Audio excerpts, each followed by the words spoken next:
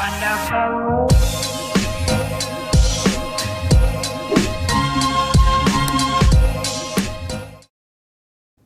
वालेकुम my YouTube family, कैसे हैं आप सब। उम्मीद करती हूँ आप सब ठीक ठाक होंगे। आज मैं शॉपिंग के लिए निकली थी तो मैंने सोचा आज मैं आप लोगों को मॉर्फी कॉस्मेटिक की शॉप की सैर कराऊं और साथ ही मैं आप लोगों को इनकी पैलेट्स की कुछ स्वॉचेस दिखाऊंगी और सबसे एंड में जो पैलेट मैंने खरीदा है उसके स्वॉचेस दिखाऊंगी। तो वीडियो के साथ एंड तक जुड़े रहिएगा। साथ में चैनल को सब्सक्राइब करना, वीडियो को लाइक करना और कमेंट में अपना फीडबैक देना मत भूलिएगा।